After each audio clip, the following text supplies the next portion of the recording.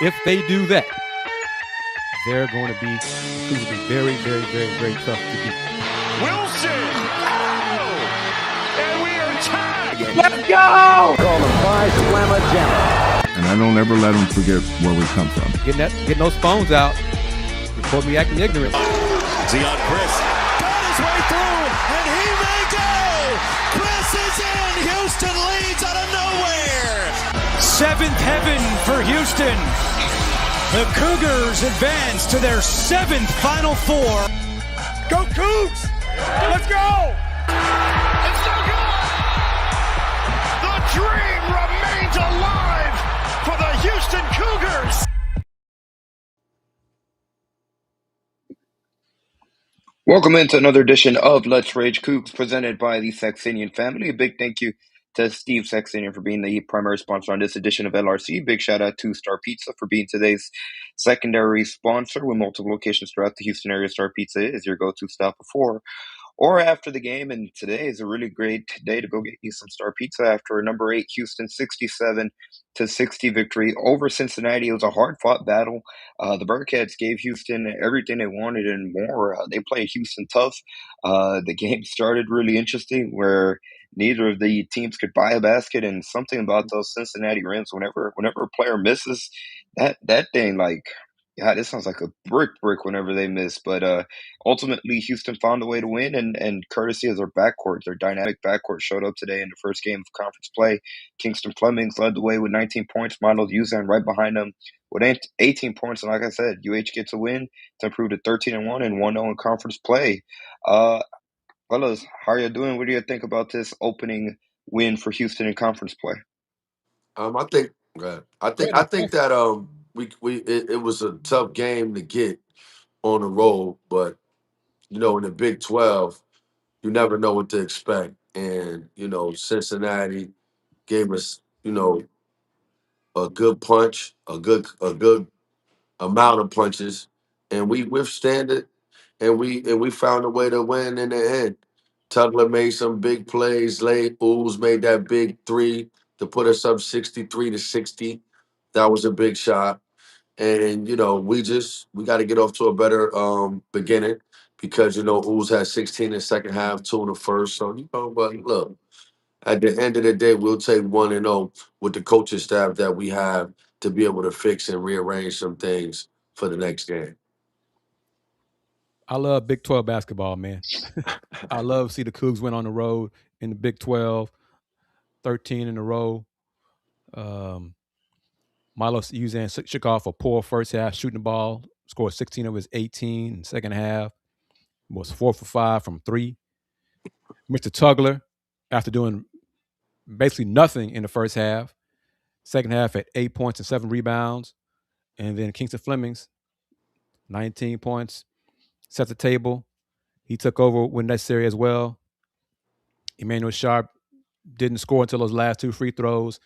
He didn't shoot well. I'm leaving it at that. I'm going to say he looks like he's still injured, bad back and finger. But he's going to say he's not. So because of that, he didn't shoot well. But my biggest thing with Emmanuel, that second foul in the first half, man, that's a bad foul. He took himself out of the game. He's got to stop doing that kind of stuff. I think that he's at an age, well, not an age, but he's at that last year of knowing better, and I think he'll do better. And I think that's what you're saying, Chris, if I'm correct, is that, he knows better, and he knows that coach is going to sit him for a good amount of time. It's just a rule that Coach Sampson has. He don't even think about it. You get 2, you're done. So it's just like knowing that, not saying play a little more tentative, but maybe that play where you're not going to get the ball, or you know what I mean, and it's out of reach. Not letting it go, but contesting in a smart way instead of those reaching and those tack fouls that the ref they're gonna call cookie jar fouls. We call them. Yep.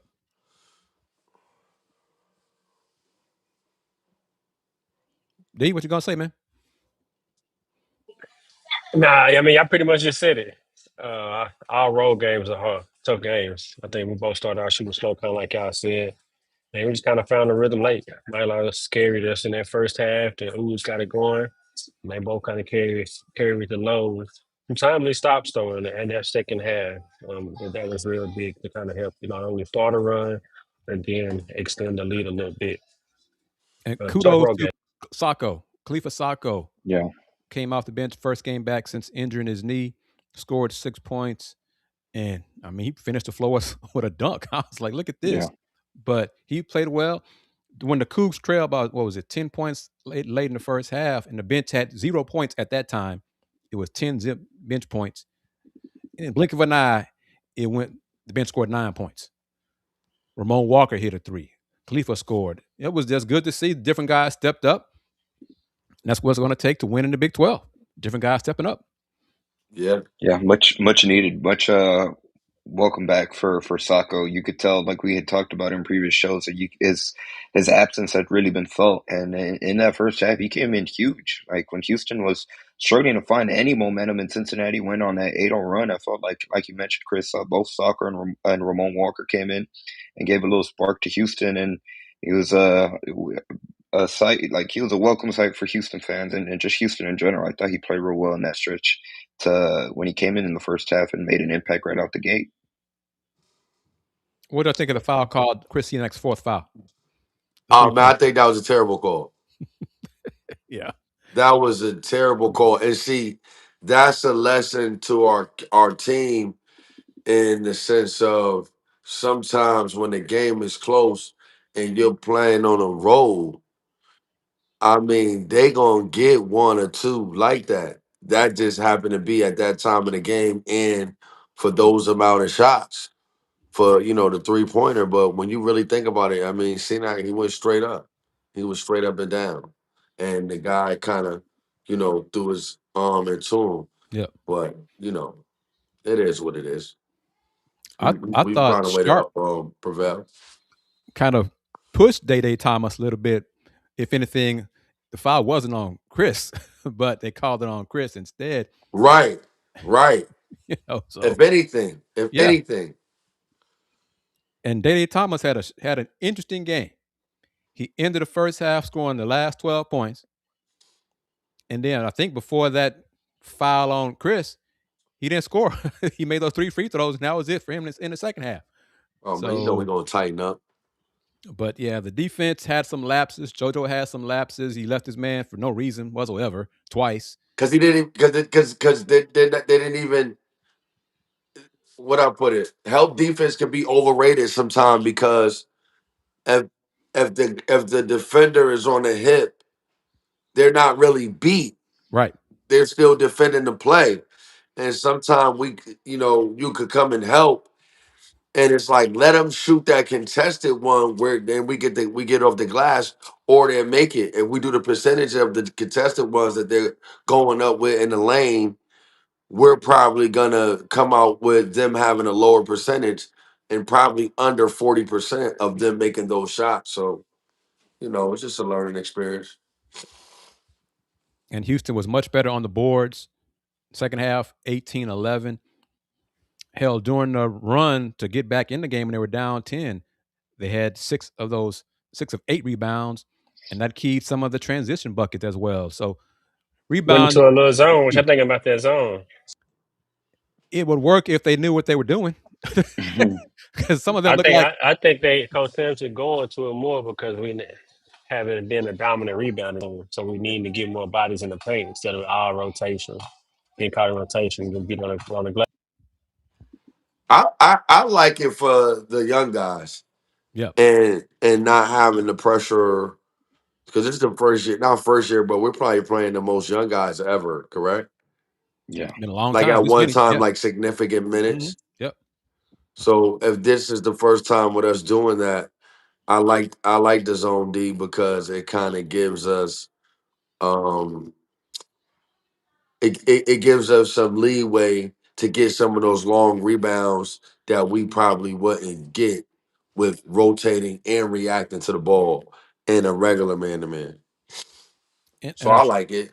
But like Chris said, we probably need to practice it a little more. Yeah. Because at times, the zone, the man-to-man, it's also part of they're not on a string yet. They're not sure what to do, where to be, talking enough. There was a point in, I think, the first half when Isaiah Harwell and Chase McCarty both left an open three-point Bearcat shooter, and Coach Sampson just was irate. You got to know what to do. Who's going to stick with that man? Somebody, you got him, I got him, but somebody, we can't both leave him. So that's an issue. Little small things. I think we had a question earlier about, do we think this year's team is better defensively than last year? No, not yet. No, No. no. I think it could be with the length and athleticism, but it's not there yet. I don't think it's close yet right now. I'm curious, that comment by UH-Coug 10 that we just scrolled up. Let me put it back.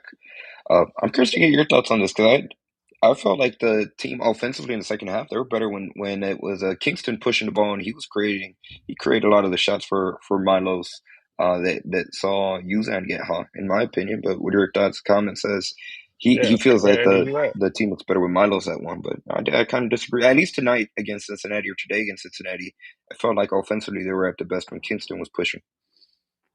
Kingston is our point guard. Yeah, in the first half, Milos kind of did too much himself, and a lot of shots he missed were just one-on-one kind of stuff. He didn't, Kingston didn't have the ball. Kingston wasn't the facilitator. Milos didn't get a rhythm. Second half, Kingston was doing that. I like how they took turns scoring, though. So that balance was good, too, in the second half. Well, you can even see when Kingston misses that left-hand layup late, he's He got going, over to the rim. and boom, he got at the top of the key, boom, he give a twitch, he go, miss it at the lane. Kingston has that twitch, meaning that he's able to break the plank whenever he wants, basically. Yes. Where Ooze kind of sharp, they kind of got to make a move to really break the plank or get some type of offensive advantage. Kingston does moves too, but Kingston is so elusive that his first step is so lethal that he could create anything at any time. That's why I think he needs the basketball. You know what I'm saying? Like, And to that point, his first step breaks the defense down. Like the play you're talking about, he beat his defender and drew two more. That's how Tugler was able to get that putback. when he Right. got the And put, then, exactly. Right. I forgot yeah, that part, D. Good point. Yeah. yeah, and then in transition, he's able to maneuver through with his speed to create open shots. That's how Milos was able to get them open threes to kind of get going. So Kingston is our 2-point guard, our number one point guard, and they do play good. I mean, when it's off ball, because Milos can initiate the offense. But yeah, Kingston is definitely the number one point. And it That's the was good perfect to time. see, excuse me, Andy, Go ahead, Chris. Kingston, Milos, and Emmanuel each had 3 rebounds. So that's something that Milos talked to us about on Wednesday, that the guards have One to thing is emphasize this week. that's underrated for Kingston. We haven't talked enough about is his ability to get steals. It's being in the passing lane because That his as well. explosiveness on offense is on defense too. Being able to get them steals, get out in transition, and he's been doing a really good job of getting a lot of steals, getting deflections, which is leading to a lot of buckets. He had 5 steals tonight. I think it's the perfect time to look at the overall final box score. Kingston Flemings, like I said earlier, 19 points, led the way for Houston scoring. 3 rebounds, had 6 assists, only 1 turnover in that. 1 turnover wasn't even off a play, just tripped and fell, lost the ball out of bounds. Milos Uzan with 18 points. He had 3 rebounds as well, 2 assists, and only 1 turnover. So, again, combined, those 2 guards, they were really, really good today against Cincinnati. 8 assists, just 2 turnovers. To your point, Dayon, Kingston Flemings had 5 steals in this game. JoJo Tugler had a night and day different second half performance. Looked like he was really struggling out there in the first half, and he flipped the switch, looked much more like the JoJo Tugler from years past that we're used to, but he had 8.7 rebounds, and he had 4 steals himself. So he had a good defensive showing, especially in that second half. And like I mentioned, Chris Gardner, 4 points, 8 rebounds himself, was the dealing with foul trouble with 4 fouls, and then Emmanuel Sharp, the anomaly, 0 for 9 shooting, 0 for 5 from the 3-point line, and didn't get his points. He got 2 points from the free throw line, and it came at the very end of the game when Cincinnati tried to extend the game. But he as well had 3 rebounds and 2 assists. So He was out there 28 minutes. Kingston Flemings was out there 38 minutes.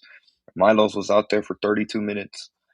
Again, the main thing is that Houston, they overcame some adversity on the road. They were down 10 in the second half, 40-30, and they showed toughness, because it doesn't matter where you're playing on the road. To be down 10 and to it kind of buckled down and were able to rally. That's impressive, and it's a good, strong win. They outscored Cincinnati by 12 points in the second half, which, the way that place was rocking, it was not easy to do. And Milos had 2 threes in that 10-0 run when they were down 40-30. Who hit those back-to-back threes to get it going. It was good. The bench ended up scoring 16 points to the Bearcats 15. So Isaiah scored 2. Chase McCartney finally made a corner 3 off a good pass. Ramon scored. Khalifa Sacco scored. So that's a positive going forward. It's a road win in the Big 12. 13 straight wins. That's real quick before we talk about the game again. 13 straight wins over Cincinnati. Remember how the Bearcats used to just thump. Treat Houston like stepchild in the American. That's when they had Cumberland. Just beat them down, and Gary Clark, and going back further, and they were the best team in the conference. And now 13 straight wins, Houston over Cincinnati. I like that. It's called development. It's called development of the program, the involvement of the program. You know what I mean? Sometimes we get these players. Some of these schools get these players and just want them to be done with developing way before they stepped on campus, and then they stay there for 2 and 3 years, and you get some mediocrity. Nothing against Cincinnati. I just feel like our teams get better and better every pocket of 4 years of guys. Oh, and the coaching change hurt too. For the Bearcats, that made the same sense. True. Wes Miller has not lived up to, so far, the expectations of when he was hired. That's correct. He brings up a great comment too. He says Houston extends the longest active streak in Division I, which is most wins in a row on the road right now. Houston's won 15 road games in a row, true road games. Yep. It's part of the culture, part of the program, part of the identity of this team, and they're still learning. The first run the Cougs had in the first half, a lot of that run was due to the newcomers. Mm-hmm. Yeah, the freshmen stepped up big. Freshmen stepped up. Sacco stepped up. So that's a plus. Ramon. So it shows, I think today was another indicator of how important Sacco is as a big off the bench. Definitely. And some of the plays that he made in the first half are not on the stat sheet. Some of the screens he set, you know what I mean? Sometimes, he had 6 points, 1 rebound. But that his energy and his presence that he came in the game with was big time. I think we need a little more of it too. And he took up space and allowed other guys to get rebounds. So that also helps too. I wanted to make one more point. We were saying about the situation at point guard. I think if Ooze is at point guard sometime, it's a play to get Kingston off the ball, to come back and get the ball, and then still be the facilitator. I like that. Meaning, like, if I'm Ooze, I'm coming down and I'm running a play, but let's say Kingston's coming off a stagger. Boom, I throw it to him off the stagger. He plays pick and roll other side, whatever it is. Yeah. Where Kingston, where they're not just, watching Kingston with the ball every time. I like that. Or out of bounds plays. Ooze gets it. Kingston comes off a rub. Things of that nature, or come off a flare, or he has it, though the Ooze comes off a flare.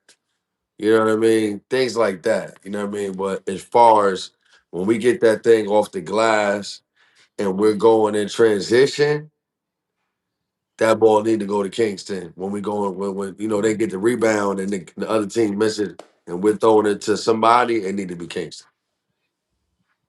That need to Take be them both. every time when off the glass. And When it comes and off the glass. I'm okay with Milos running the offense when Kingston sits. Of course. Mhm. But how much Kingston gonna do that? He's only sat 2 minutes today. Well, they only had 0 fouls, so you get my point, That Fluff. boy don't get in foul trouble. But you get my point. Yeah, I do. I do. Okay, I get it. so if Kingston plays 38 minutes, I want the ball in Kingston's hand 38 minutes. Those two he doesn't, then let Milos have those 2 minutes. That's For what I'm real. saying. It is what it is. So, I always bring up Derrick Rose, but I guess we are comparing. I guess they do make a good comparison. That thing come off the glass, man. 23 got it. yeah, It and ain't no Anderson got it. Douglas Roberts got it. Hell, even when little Andre Allen got in the game, you know what I'm saying? Derrick Rose, they throwing that Dorsey get that rebound, Dozier get that rebound, they giving it to Poop. So but that's how I look at Kingston. That ball come off the glass. I need y'all to get that to 4 in red or white trim. You know what I and, mean? and I But I told y'all about this guy. I just got some energy too. I told I told you were right, I no told doubt. y'all about this guy. I told y'all about this guy. I need about 30 seconds right quick. I told y'all about this young man. I told y'all Kingston Fleming was the real deal, holy Phil. Real deal, man. And what makes him the real deal, what makes Kingston the real deal is his mindset. He don't look like a freshman out there. And I'm not even talking about what he's doing productively with the points, assists, rebounds, steals. Yes, he's doing that. But like his demeanor, it was one point in the game. It was 67-60. Ools got the ball. I guess Kingston kind of was going away from the press. We called a timeout when he was trying to come back to get the ball. I guess he didn't do it the way coach wanted to. And the timeout came and coach like, yo, what you doing? And he like, my bad, coach. That's when I know kids already. He like, all right, coach, my Yeah, bad. I'm tripping. yeah. You got it. All right. He ain't even say you got it because that's a little passive aggressive. But he's just like, all right. Okay, I'm going back out there. He understands that part about it too. Yeah. He's funny. I'm We're going back out there. So as long as I'm going back out there, everything is all good, coach. You know what I so mean? far he has exceeded everyone's expectations and maybe even Fluff's because For you knew he sure. was good, but but I think he's at the point, and I think for the team to get where they want to go, which is that last win of the season, Kingston has to be that guy like Jamal Shed was, where it was a point when Jamal had the ball, the opponents knew Houston was going to win. That kind of confidence in Kingston. I think he's getting to that level.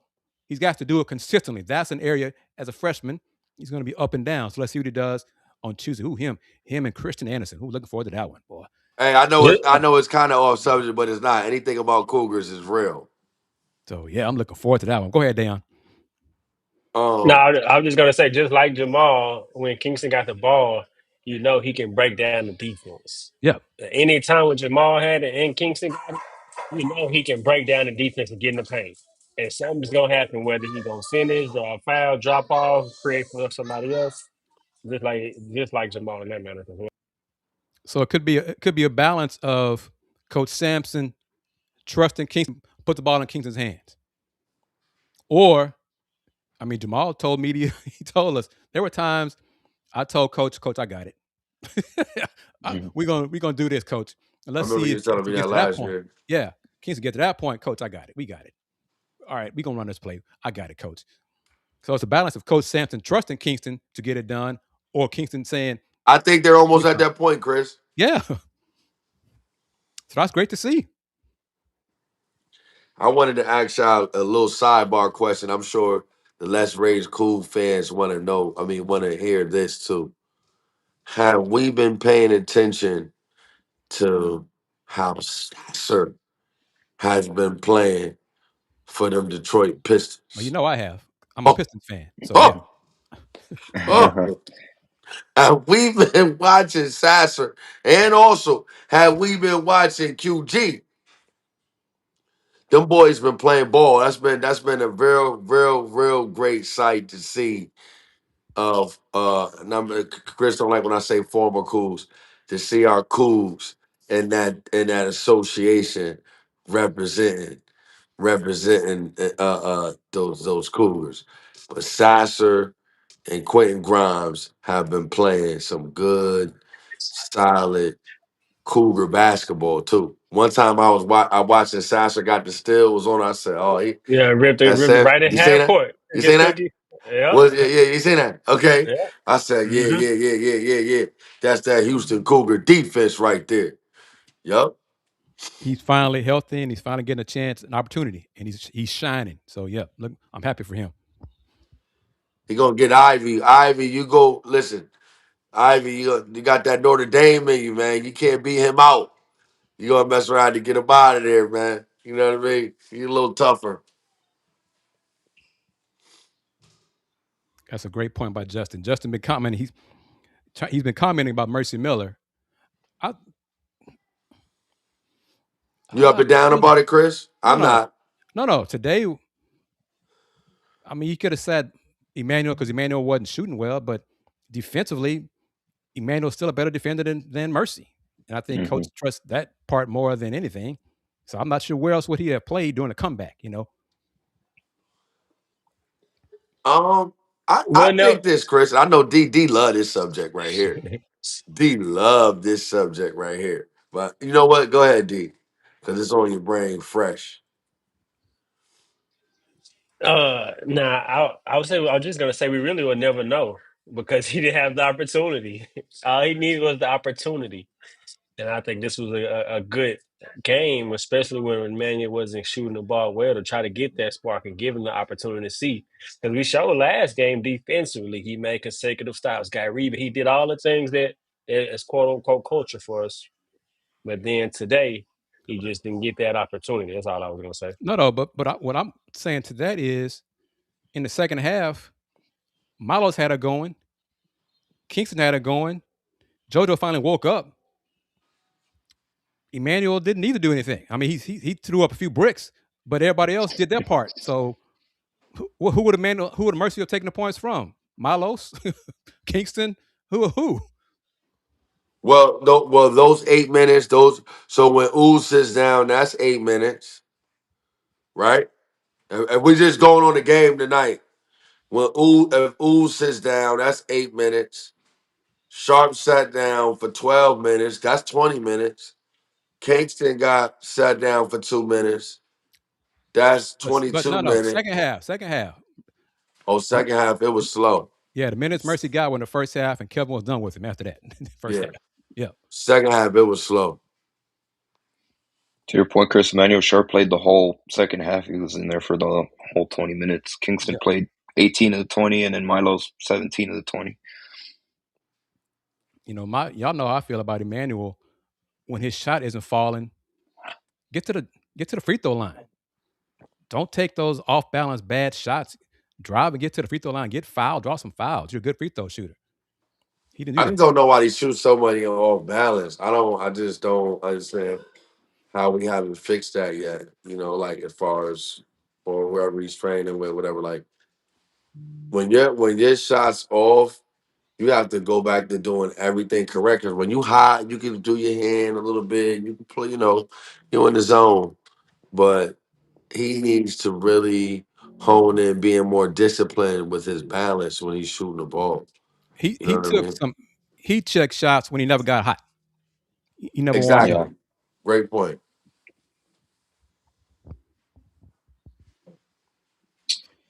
Real quickly, let's take a pause to thank today's sponsors of this edition of Let's Rage Coogs, beginning with Steve Saxenian, who is the primary sponsor of this edition of the Let's Rage Coogs postgame show, the original Houston postgame show after each and every single men's basketball and football game. Of course, we also like to say thank you to today's secondary sponsor, in Star Pizza with multiple locations throughout the Houston area. Star Pizza is your go-to stop before or after the game. Check them out online at starpizza.net and on their social media platforms, Star Pizza HOU on X, Star Pizza Houston, Texas on Instagram. And be sure to check them out Tuesdays and Fridays for their all-you-can-eat pizza buffet during lunchtime. Kris and I got a chance to taste it yesterday. We went during lunchtime, and the pizza buffet is not only still as good as advertised, but I got to try the dessert pizza for the first time. And Kris, now I see why it's your favorite. So be sure stop by and better be sure you tell them that you heard about them on Let's Rage Coogs. And we probably have something to perhaps announce in the future regarding Star Pizza and Let's Rage Coogs. But stay tuned for that.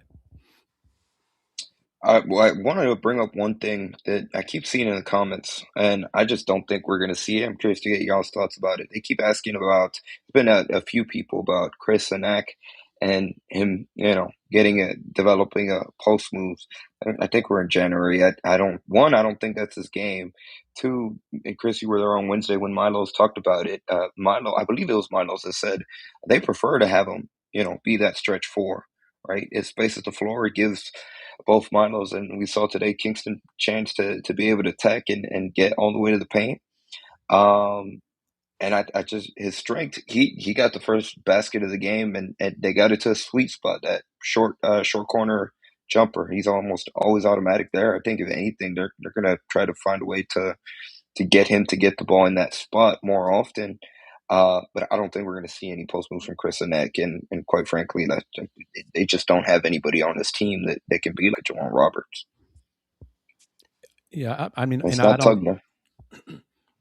I didn't see Kris play in high school AAU ball, but I don't believe he had a low post game in high school. If he did, he was a better athlete, bigger and taller than the guys. And, what does that show? Pick and pop more, I think you will see more pick and pop with Kingston and Kris. I think that'll be something you see more the rest of conference play. But mid post and out. That second 3-pointer he took today was not a good shot. He took that shot like, okay, well, he rushed that. I haven't touched it in a while, so I'm gonna shoot this shot. So it came out weird the moment he released it too. And there are different ways to score in the paint. He can score some points in the paint off putback like that dunk. There are different ways for him to score and get himself involved and get to the free throw line. Rather than, you don't have to be a low post scorer to get to the free throw line. Next year's team will have a low post presence with Irfan and Dayon. This year's team doesn't have that. Just focus on guys breaking down their man off the dribble, Kingston Flemings, breaking down the defense, and then pick and choose your putbacks and score like that. That's how this team's going to score in the paint. Get to the foul line as well.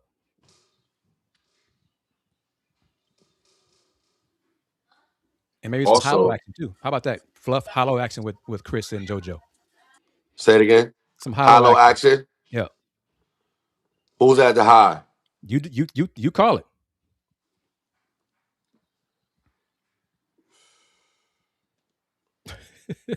I don't like it. I'll be honest with you, Kris. I love you to death. I don't like it. I don't like hollow with them because I don't see Tugler turn over his left shoulder enough. This way on the left or on the left. Catch it, turn left. Turn over. I'm sorry. Catch it, turn over my right shoulder. You know what I mean? I don't know if Kris if Kris is comfortable catching it right there in the middle. It looks like an easy catch and finish, but you got to be comfortable to catch it with your back towards that rim and know you can turn either way and be comfortable facing whatever it is. So I kind of like Tugler to see that short baseline somehow. I think that's his area. He like to operate like mid wing, mid baseline. Mm-hmm. I think that's where he like it. He's always hitting that little jumper right there. I think he just need more touches.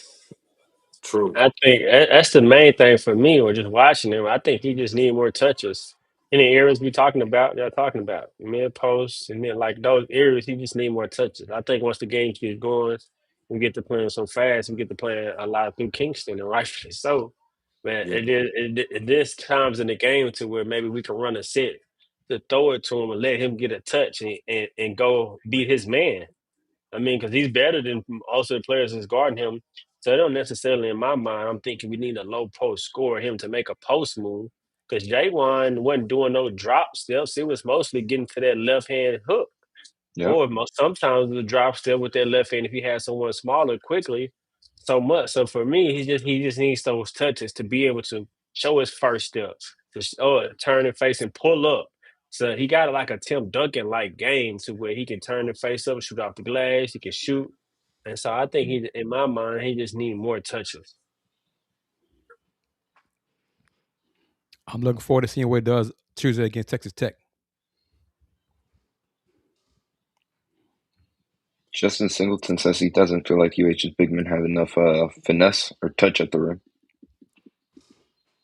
I think JoJo sometimes has too much finesse at the rim with some of the shots he misses at the rim that roll off. No, I see what he's saying. And I was just about to kind of say what Chris said. I don't know if JoJo has really any touch or finesse at the rim or enough. I think Chris got the finesse and the soft touch at the rim, the ability to shoot floaters, little hooks, the little soft jumpers. I think he got the finesse. To my mind, I just think he just need a little bit more touches. Yeah, I agree with you, Mr. Big Yeah, Texto. he's Tucker's not a low he's down post guy. I agree with you. He's not. You need to get better at that dive, being able to catch and shoot those little floaters on the dive or catch and the stitches on the oop, touch the glass. He's shown a little bit if he got a mismatch to be able to score with a mismatch. But yeah, I agree with you. I just feel like overall, sometimes he looks a little, I mean, for lack of a better word, kind of awkward, right? And Yeah. sometimes it could be Not natural. Yeah. slow. Yeah.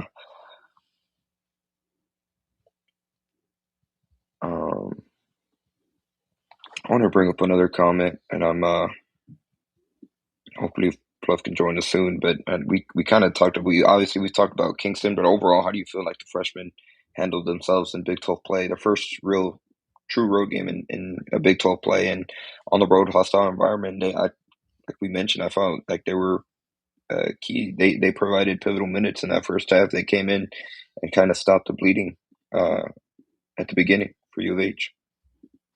I think each had positive moments in what they got. You know, Isaiah Harwell did some things well. Chase McCarty made a corner three. You know, so it's different. Guys stepped up in the minutes that they got. You know, second half minutes, Kevin went with guys that he trusts. You know, as you said, Andy, 18 from Kingston, 17 from Milo, 17 from JoJo, 20 from Emmanuel, which kind of surprised me, how he shot the ball. But Kris had 12, but he got in foul trouble. So that also limits him also. I mean, what's our 5 down the stretch? The 5 we're Milo, seeing just now? Kingston, Emmanuel. I mean, tonight. It depends on how the game goes, but he'll probably end up riding the starting 5. If he needs some defense, it's going to be Ramon Walker. Ramon will be in there instead of Sinek. Yeah. Chris said it right. The guys he trusts. I get it. You know, and we've said it, I think, on this show. We are surprised when any opponent decides to double team JoJo in the post. It's unbelievable. Because we're like, why y'all doing that? Why? Not unbelievable, JoJo. Don't take it like that. But it's you know. But because he's not consistent enough in the low post to really demand teams double team him in the low post. He ain't got to that point yet. He may never get that point as a Cougar. But I think this year's team is going to win differently. And JoJo had, you know, the oral surgery and lost 16 pounds. I think that might have impacted him as well. But second half JoJo Was was the great. JoJo this team needs. Yes. And it doesn't matter really how he gets the points. The 8 points and the 7 rebounds and the steals. He was active in the game in those minutes. He played 17 minutes in the second half, and he picked up 1 foul. That's the Tugler Houston needs. Not the JoJo playing 8 minutes in the first half because of 2 fouls. He's important to this team.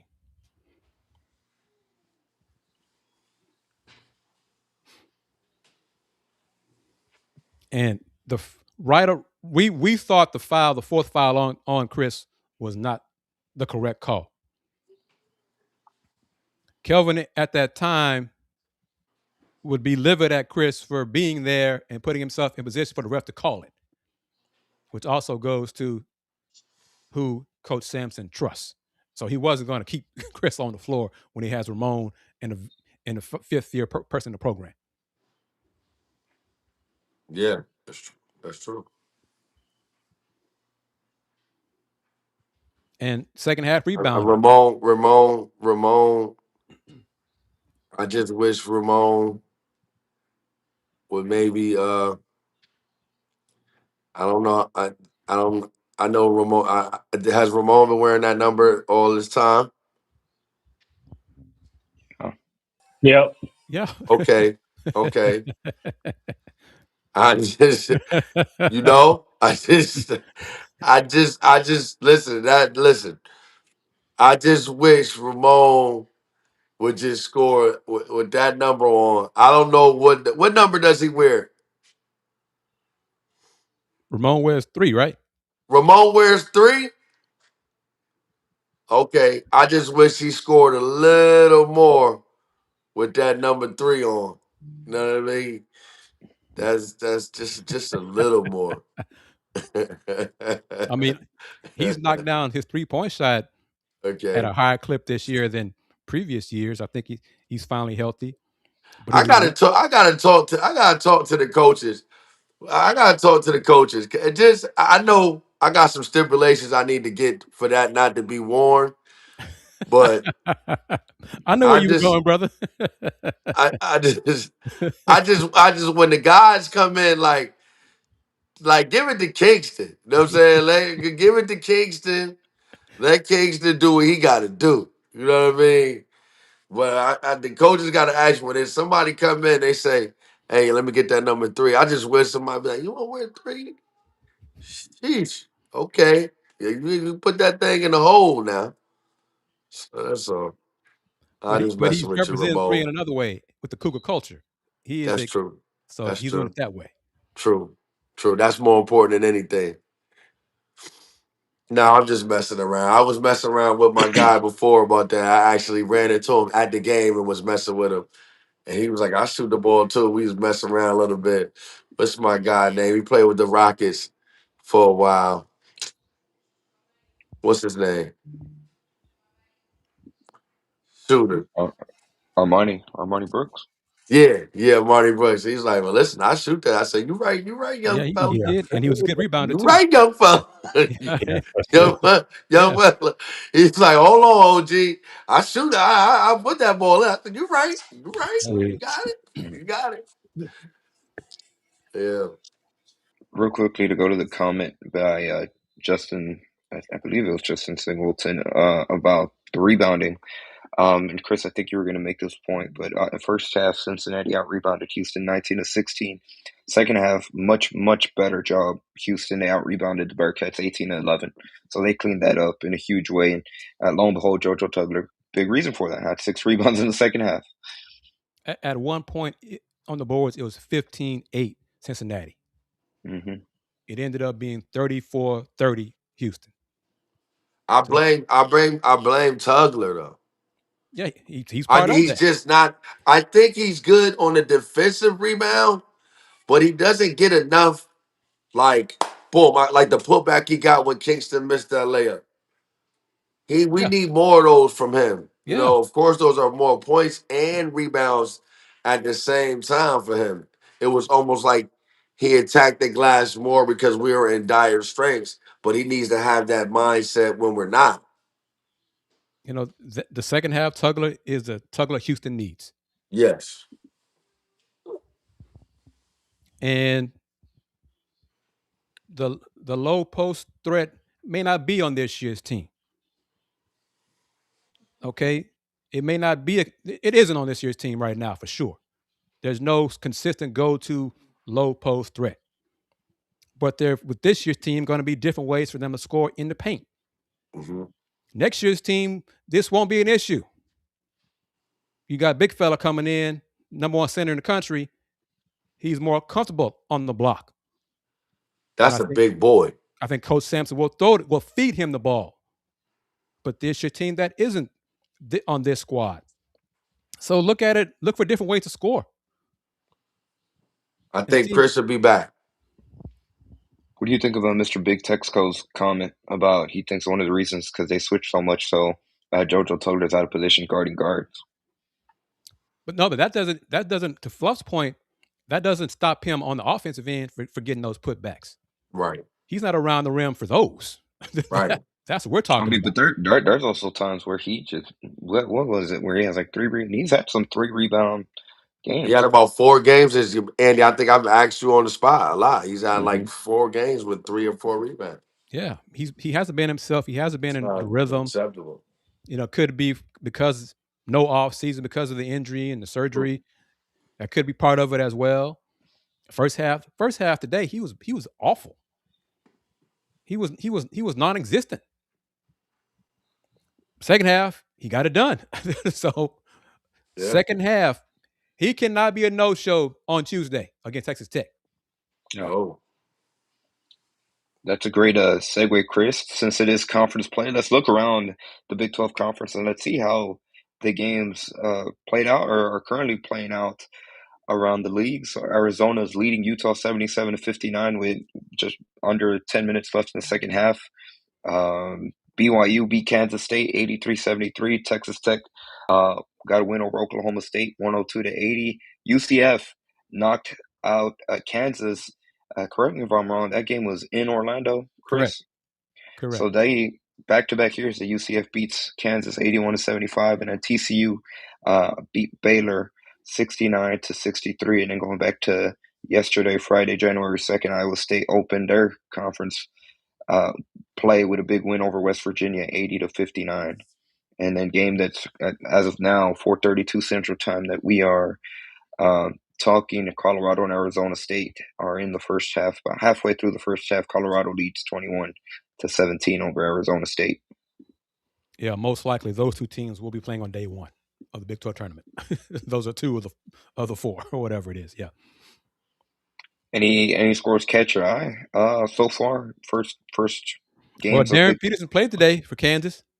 Okay. Until he, I don't know, had leg cramps or whatever. He didn't finish the game. When he played, I'll take any backlash over it. Like I don't like that. I don't like it. I'd rather a kid go to Barcelona for the year. Go to Barcelona. Go to EuroLeague and play for the year, like Brandon Jennings did. If you don't really want to play, and see, that's where I am, and that's I think something Kansas is going to have to decide. I mean, I want you to get all the money. Trust me. Sure. I want you to get all of the money. But if you're not going to play, we want you the fans, we all are fans in our own right, but like we want to see you play, man. You know what I mean? And it's just like, I don't know, but I guess they got it figured out. His team and the people that are handling his thing is in control of what's going on. But it seems like one little tangle, then that's it. It's time to sit down. 23 minutes, scored 26 points. Chiefs. He was. Hold on, my bad, Kris. He could do whatever he wanted to. 17, 23 minutes. But he didn't finish the game. He didn't play a lot because of the leg cramps or whatever. So when he was out there, he was out there. But Fluff, no, I think kind of to your point is he's at the point of the leg cramps, hamstring. I mean, these injuries are nagging injuries. So when are you going to be 100%? I don't know, but when you told me 26 points in 23 minutes, that they said he gonna be a top 5 pick, I had changed my mind right quick, Chris. I said, you know what? I lied. He can do whatever he want to do. I But the thing guess. is, But I'm just joking around, yeah, but he got to stay healthy. got to stay healthy. Well, we got to put some more pressure on the trainers because I guarantee you, Darren Peterson, if you got any little brothers or something coming up, you might as well send them to Houston because John Houston had that boy. That you would have, if you, hey Darren Peterson, if you was at the University of Houston, I'm not gassing. Anybody on this panel that know John Houston, I'm not gassing. I'm from my own experience with him too. If you had leg cramps or not saying you playing like get out there and play, don't matter. John Houston would have had you right. I don't know what he would have did to have him out there on that floor, but Darren Peterson, if you was at the University of Houston, you wouldn't have these problems. John Houston is a shaman. Whatever he does, I It's mean, world class. he is world class. He's been that way for years. And Darren Peterson is a tremendous talent. Tremendous talent. Yeah. But the very best ability is availability. Yeah. And if you can't stay healthy and play complete games, then really, ultimately, you're going to hurt your team because you can't play 30 minutes a game, 35, 38 minutes a game like Kingston Flemings is today. I got one question about the scores, not the scores, but the games that Andy was the kid that Nines High, was he He played. activated? James Has he been Nigel, yep. activated Yeah, he yet? played. He played for 16, Baylor today. 16. Yep. I'll read you his stats. He played for 16 minutes, 5 points, 2 or 3 shooting, 4 rebounds, 1 assist, 2 turnovers, 4 personal fouls in Baylor's loss. 16 minutes. They only got 8 players. They're down to 8 players because of injuries. So that's another reason why they signed him or brought him in, whatever you want to call it. That's a So lot if of. you didn't get drafted in the first round, you can go back to college. If you don't sign an NBA contract, that's the key, right, Chris? Yeah, he did not sign. Well, as the rules continue to evolve with the NCAA, he never signed the 2-way contract. He didn't sign anything beyond a summer league deal. So what did he do what did he do? He played overseas. The Knicks have his draft rights, but that's it. So he's been spending time overseas playing ball. So he's been a pro, which still bothers me. He's been a pro. Okay. But he's never signed an NBA contract. I wonder why he didn't. That's interesting. Hell, Detroit drafted him initially, but he was part of a trade. So, or 2 trades, I think. But Baylor is one of those, they're dealing with so many injuries. Baylor is a reason why. I mean, Kansas has their own issues. But there are 5 really elite teams in the Big 12 this year. Name them, Chris. Houston, of course. Yeah. Let's Rage Coogs show. Arizona, Iowa State, Texas Tech, and BYU. Okay. And one of those 5 teams will not have a double bye in the Big 12 tournament. Think about that. That's crazy. What was the graphic in today's game? The Big 12 was, what was it? 70, or maybe the top 6 teams were 70-8 in non-conference play. That's unbelievable. That's crazy. I want to talk about that. That's crazy. 70-8. Ooh, jeez. So I mean, yeah, Big 12 will probably. Well, I mean, there are other good teams at the top. Michigan playing well, very well. UConn really doesn't have a lot of competition in the Big East. Fluff. You disagree? Listen, let me tell you something. I don't care nothing about no UConn. No, I'm saying, but in terms of competition in the Big East, it's really this year is them. Oh, okay. I want Connecticut St. to John's know fell off. when I'm representing Connecticut I'm talking about the kids and Yeah.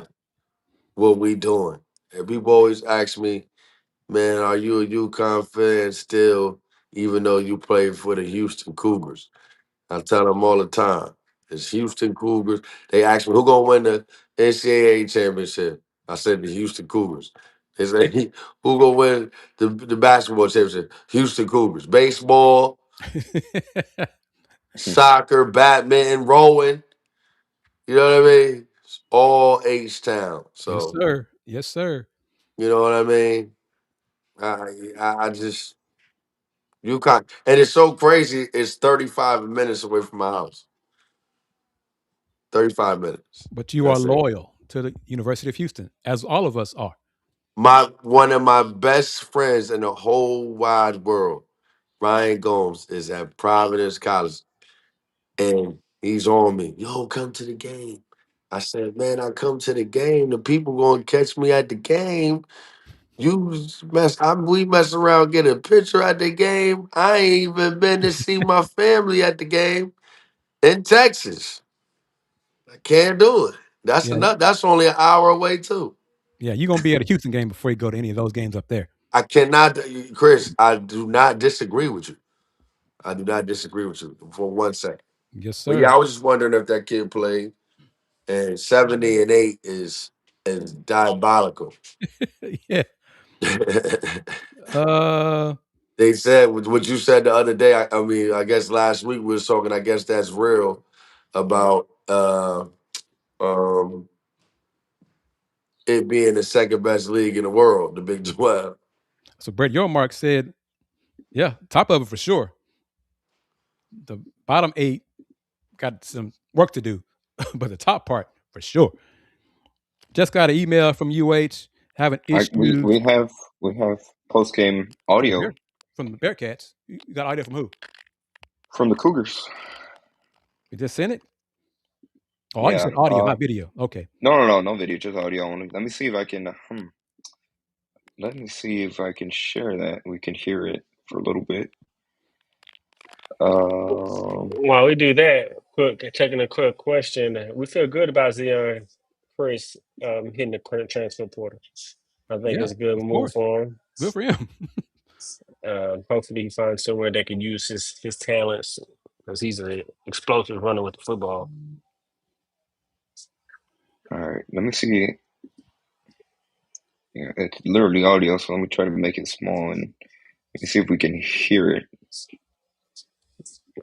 Zion would be a good fit at Rice the way they want to run the ball.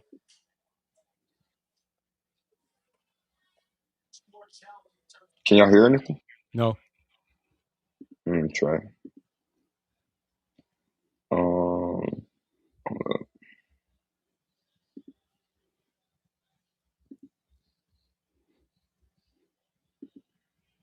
But think about Zion at Rice. Could he? I mean, I don't. Rice got those academic standards. Can he get to Rice and get into Rice? I have no idea. Yeah, that's the question. I mean, that's a question.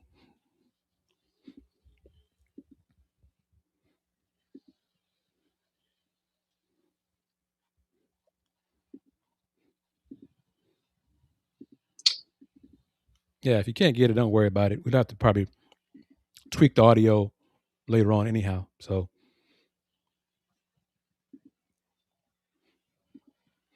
I have it. Let me see. Let me try one last thing.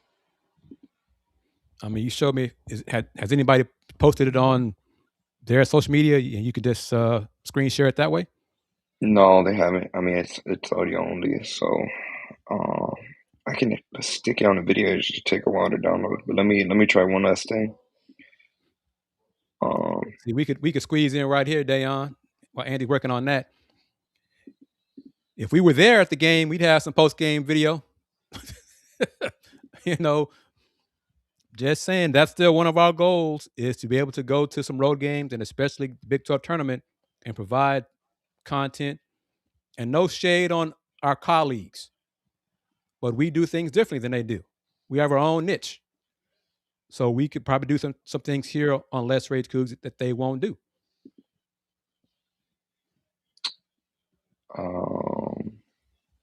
So to Okay. that end, While Andy's doing that, last thing, I mean, email it's gonna let's be rage like a coogs at crazy gmail.com. matrix.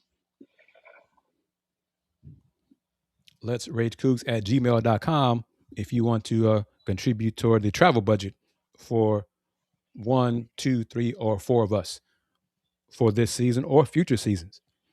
Let's rage coogs at gmail.com. We can hear it. I have to pull it. I'll post it on Pod Slam Jam after, but can't listen to it. Yeah, no worries. You try to do it live here, and that's not a problem. Actually, I could probably edit it. Can't hold up. Yeah, we're determined. So there's a way we're going to figure it out. Just to mean not happen here on the show. And Jarris Walker at Indiana, he's struggling to make shots. That's it. And they're injured. What? Jarris? Jarris at the Pacers. He's struggling to make. He's shooting like 20-some% from 3 and 30% overall. So yeah, he's struggling to make shots. Oh, that's what I wanted to tell you guys.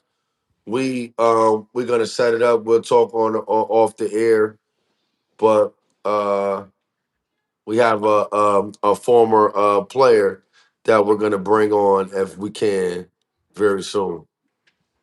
All right. I thought you were going to share some news about you. You found some money for us and going to float us for the whole year. Well, I like that, Kris. I like aggressiveness like that. Well, I will say this, and I will be making an announcement soon. Who knows what that looks like? But we are Elm City Elite has a partner with a sneaker company. All right. We that thing is happening for Elm City Elite right now. So once I get in the building, congrats, brother. Thank you. That's awesome, and once I get in the building and start shaking and baking and network, and I'm sure some things are gonna happen for us. Because yeah, I before I don't want to share what Andy and I discussed yesterday until we tell Fluff and Dayon about it. So that's why I haven't said it on the air. Okay, same here. But I just want, but it's good for the people to know that this thing is gonna be bigger than what it is now, for sure. For sure, most definitely. 2026 is here, and we already got off to a good start with ideas and plans of making this grow and get bigger. Yes, sir. Most definitely.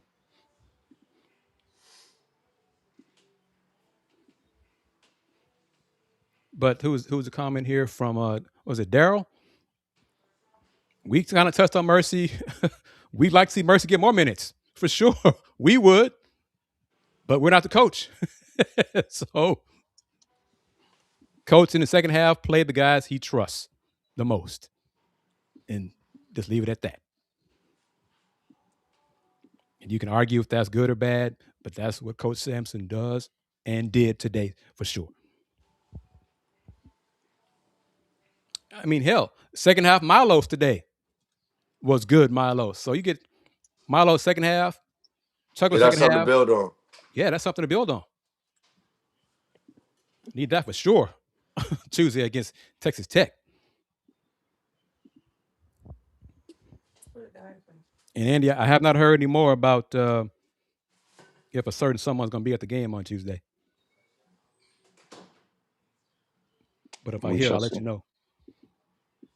Sounds good. That'll be big time if he is. And Tuesday's game, reminder, 8:00 start Central, 9 That'll be Eastern. ESPN. No, FS1. I just checked. Yep, FS1. I just found out, guys, I got every single channel created for college basketball. I didn't even realize. So I missed a couple games last year. You know what I mean? I don't have to miss any now. And I'm excited about that. Excellent. So that's a plus as well going forward. Yes, sir.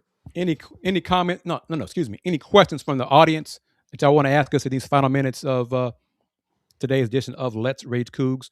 We've gone past the hour mark talking about the Cougs gutting out a 67-60 road win over Cincinnati.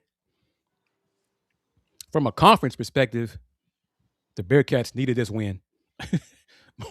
But we, as Cougs, I'm very glad the Cougs got the win. Most definitely.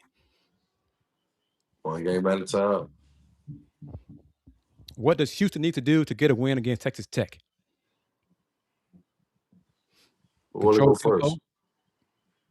and rebound and let Kingston be Kingston. It's that simple. Dayon, you agree with that? Is it that simple, man? It's pretty much that simple. I'm looking forward to that Kingston and Anderson matchup. Of Yeah. course, Kingston is the better player. I'm looking forward to that matchup, though. But yeah, let Kingston be Kingston. Let him create. I think we got to make shots. We got to make open shot outside to be able to keep the floor spread so Kingston can be able to operate and transition on the open court. We're gonna need either Milo or Emmanuel to be active. I know Emmanuel, or both of them, needed to be active and produce. And obviously we're not expecting Emmanuel to not make a shot, not make a field goal Tuesday against Texas Tech. So I think he'll bounce back. Tugler and Sharp need to avoid early foul trouble. That'll be a big boost on Tuesday. See if Khalifa can play well again in his minutes. And see how the freshman and Kingston too, as talented as he is, still got to be consistently good. If he plays well, Harwell plays well. Fellas, the question right there is your expectation to win the Big 12 again? Hell yeah. Does a bear go to the bathroom in the woods? And Dan, I apologize, man. I got it wrong last show. I'm going to get it right now. Because we expect to win the Big 12 because Houston runs the Big 12. So, yes. Yes, sir. That is the expectation. No doubt. 1000%. And Arizona looks tough. They do. Michigan does as well. Yeah. And I think we've all said it. This year, especially, I mean, you couldn't tell by injury. You can't predict injuries. But I would have loved for the conference to schedule Houston, Arizona twice this season instead of once. And Yeah. same with Iowa State. Not Baylor, Houston. Home and home. Not just, Baylor, of those four, it's Houston, Arizona, Iowa State, and then Baylor. Those three teams should square off twice in regular season. That's my thought on that. Andre Emmett. Dayon. God bless his soul. Indeed. Fluff, you got anything to say about he can hoop. About Andre Emmett, 14, Yes, black and red. Wow. That was a bad man. You hear me? Indeed. And he was unstoppable. He was a lover of the game. He's a real Texas kid, Texas guy, Texas player, Dallas home. Real. I've had a chance to be around him. Real good dude too, and God bless him. And I'm sure he's missed by his loved ones. But hell of a player, Hell of a hell of a player. player, hell of a person. Like Fluff said, not only a Tech legend, but Dallas legend. Really put the state on his back, really rep the city. Great person, man. But he was cold for sure. Yeah. He was cold, and he was loud with it. Yeah. He was very loud with it. He wanted to let you know, listen, I have 30. He was he was big time, man. But it's not bragging if you back it up. Do you, man, Kris, you done gave me a topic. Is it bragging if you back it up? Ooh. I think I'm gonna get into that when I get off here with y'all. That's Kris, that's a jewel right there. Is it bragging if you back it up? Andy, how you coming along, man? We got it. I mean, if you want to play some post-game audio, I got it. Have you tested it? How does it sound? It'll be good. Okay, well, real quick. Dayon, I want to give you flowers, brother. Coach Dayon, on your new role, man. Oh, congratulations, coach. Yes, sir. Appreciate it. Appreciate it. Pro Just life had a in the fire graphic house. introducing you. Yeah, pro life elite. We can really join and guide these girls on a long journey, developing, getting to where they want to go. Congratulations, brother. Led by my daughter. You know what I'm Hey, saying? She's hey, the pump it. chosen one. Yes, sir. If you Yeah, don't pump it, nobody else will, D. for sure. Yeah, and she You ready. pump her. She ready. That's Put a right. lot of work in. That's right. I got some gift wraps for you. Remind me when we get off of here. From All right, today. shoot. Can y'all hold up? Can y'all hear this? All right, everybody. Happy to have head coach Kelvin Sampson on your left, senior point guard Milos Uzan on your right, senior guard Emmanuel Sharp. If you have a question, raise your hand. We'll get a microphone to you, and we'll just do this as quickly as we can. We'll go to Joseph here in the middle right. Kelvin, 10-point deficit there in the second half. Where did you feel like things started to turn for you guys in terms of shots going or just being able to run stuff that was working? Well, Emmanuel did an awesome job on Day, second half. Then at some point we got to get home on the boards. You know, we win with unscripted points, second chance points, points off turnovers, and fast break points. We scored 18 points off their turnovers. We scored 14 points off of our misses, and we had eight points in transition. And then the rebounding. I thought if we could win the boards and we've always been pretty good at taking care of the ball. You know, I think we're averaging, I don't know, but probably around nine turnovers a game or less. I think the other night we had 5 or 6. We used to do a good job of taking care of the ball. But, you know, I was playing a lot of guys. Believe it or not, I played 5 freshmen the first half. Who does that? Nobody's ever accused me of being very smart. Chase a freshman. There may be 4 freshmen. Chase a freshman, Isaiah, Kingston, and Kris. We played 4 freshmen. But I wanted to get them in there early in case I needed them late. It's hard to put guys in late, you know, if they haven't played early. So some of that was calculated, but Kingston kind of played well and allowed us to hang in there a little bit. He struggled a little bit in the second half, although he made some big shots. But the guy that just willed us was Milos. You know,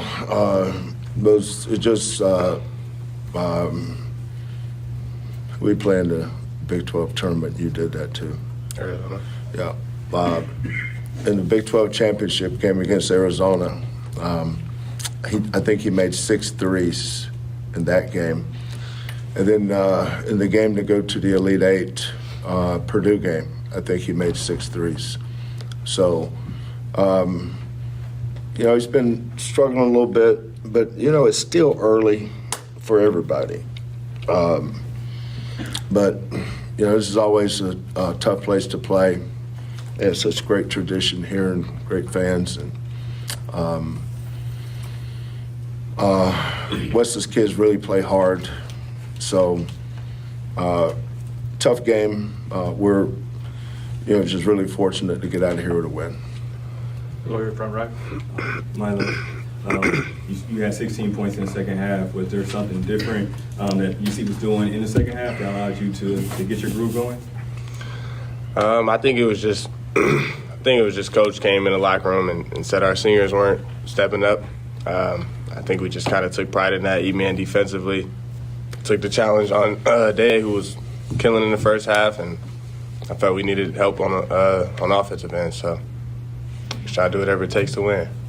For any of you guys beat a lot of people. It's nothing new. But what is it about this series? It's like 13 straight. It was kind of one-sided, and you totally flipped the script. I don't know. I think I don't think it's something we really think about. For us, it's well, these guys. When we got into the American, when we first got here, I thought I think my first year was Connecticut was coming off the national championship. Is that right? Yeah. So that would have been 2014. Yeah. But, I grew up with coaching against Bob Huggins and, Cincinnati's. We were in shoot around last night, and I was trying to tell our guys about Oscar Robertson. These young bucks, man, they just don't know. No idea about Oscar Robertson. They'll start talking about this guy's better. This guy's way better. That's when I just stop, because I realize they're not qualified to talk to me about Oscar. You can, I coached against Kenyon, but Oscar Robertson is royalty. That's basketball royalty. I was lucky enough to be on a dais with him. I got an award. I can't remember what award it was. Probably because I was so enamored and intimidated because I was up there with Oscar Robertson. But that's how I look at him. And I tell these guys, I remember what you said last night. You about Kenyon Martin. Yeah, Kenyon Martin, about how good he was. This program has been one of the bell cow programs, but things change. College basketball's changed so much over the years, and as an old guy, I've seen a lot of it, good and bad. But you just kind of realize when you go on the road and play all these teams. I mean, look at this league now. You got to go to Provo, Utah, and Orlando, Florida. That's this league. So we're very fortunate to win today. Proud of our young guys. Proud of our vets. So we'll take this and move on down the road. Go here in the back middle. Emmanuel, Coach mentioned the freshmen and getting them in. What did you see from them? How impressed were you with how they played in this kind of hard environment? They really stepped up. But they've done that multiple times this year. They're good players, and Coach is playing them for a reason. They come to practice every day with the right attitude, and they play how they practice. They practice well, so they deserve to play good, and that's what happens. We'll go back here to Joseph in the middle. Front middle. Milos, the other night at the coaches show, Kelvin mentioned a stat where in the big games, Auburn tends, what your numbers were. What is it about those type of games when maybe you said things aren't going well, you sort of rise to the occasion? I think it's just the competition, just the want to win. I think it kind of fuels me up a little bit. So just knowing I got to have my guys back, that's really all it is. I have time for one more if you got it. Well, back middle. Emmanuel, I saw you kind of going back and forth with Day a little bit. Is there a part of conference basketball that kind of those interactions make playing in the Big 12 so special? Yeah, it's real competitive, and that's what I like about the Big 12 is, every game is a prize fight. So, just having that great competition on the court. At the end of the day, it's basketball. So, just having that good energy with the other players on the court. Going back and forth. Playing hard, going at each other because at the end of the day, everybody wants to win. So, just having fun at the end of the day with it. As much as we play hard, you got to have fun too. Coach.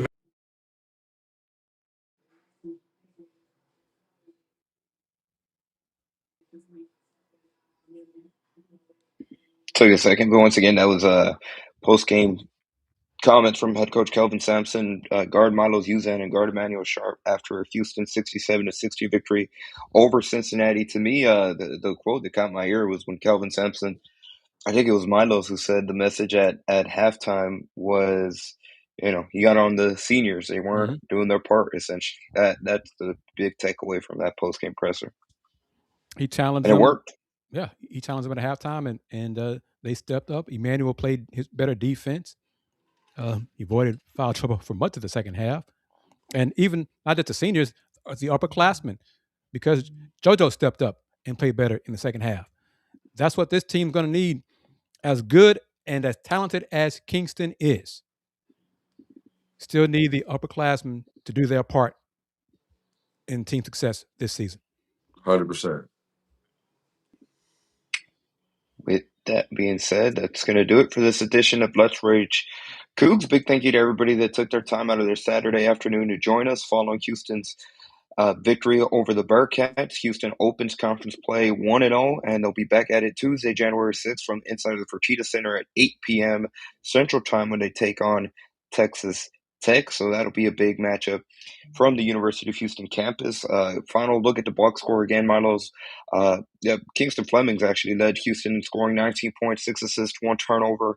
Milos Uzan was right behind him, 18 points, 3 rebounds, 2 assists. JoJo Tugler third in scoring for Houston, 8.7 rebounds in this victory for Houston.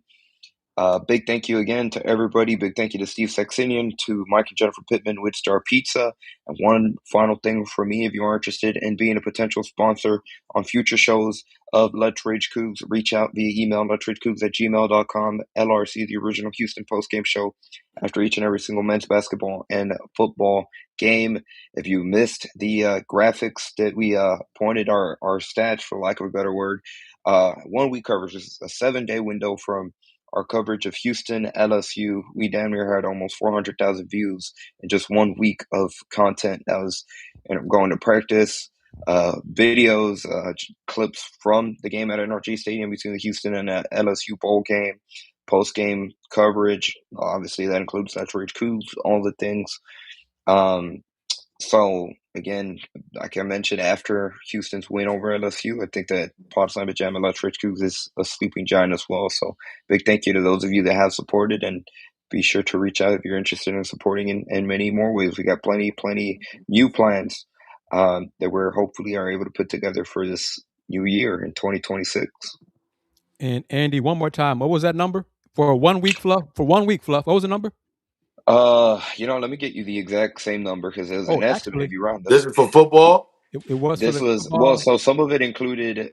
So total coverage. This is just for our coverage of the UH-LSU game. It was 286,000 views on X, 25,555 on YouTube, 2,504 on Instagram, 23,331 on TikTok.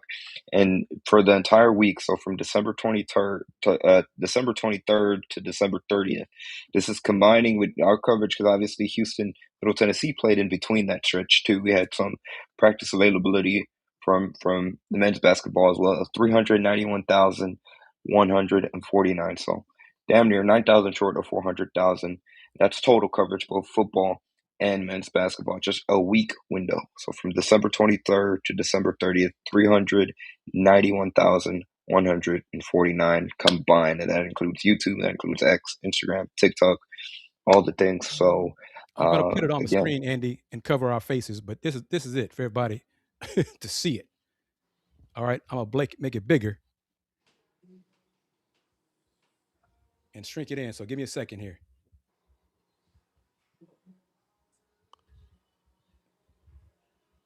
Wow. For one week's worth of coverage. Yeah. Well, Andy, let me get those clips like we do, man. Yes, sir, we'll do. And to add to that, that's on the Paul Samajama side. That's not counting the Tanner Kozier clip that I posted and the question and answer from Coach Sampson that Coach Fritz quoted a tweet of. So all that's total, going. I seen that. That's going crazy. So probably close to like 600,000 total for a week to 10 days. Big time. So yes, again, the original post-game show for Houston football and men's basketball. And salute to Andy for putting together the audio on the fly as we received the email from the UH media people. And Andy put it together and boosted it and made that screen overlay. And on this platform, man, we can do a lot of things. As you saw live during this show. It took 5 minutes. I did it in 5 minutes. You did a great job, man. Appreciate it, Kris. Salute, Andy. All right. Well, Fluff, any final thoughts? Anything you'd like to add before we close out? As everybody know, proud alumni, proud to be on the show with you guys. A hard-fought win. Glad to be starting the season with you guys this year. That has been refreshing of starting the year with you guys. That's been great. Loving the progress that we are all making on here. Shouts to the Cougars. Shouts to Elm City Elite for getting an opportunity to play in a sneaker circuit. I don't want to announce it yet. Just don't think it's time yet, but it's real. And just, being around the game of basketball has been amazing. To be on the back end around it and be on this podcast with you guys. I really look forward to getting on here with you guys every single time, and it's a blessing. Go Cougs on the road to the Final Four, on the road to the national championship game, on the road to cutting the nets down. Let's keep stabbing at it one game at a time. Catch me on Rob McKiver Instagram or Elm City Elite. And, if you know a Coug, help a Coug. All right? And go Cougs. And I am Kris Gardner of the Houston Round Ball Review. I love this show. I love Let's Rage Coogs. And again, flowers to Andy for the idea that he had a few years ago to have a post-game show for a Houston college team. And so with that idea, we've grown it and we got more ideas to help it grow even more this year. So stay tuned. Support this show. Support other Cougs. Cougs helping Cougs.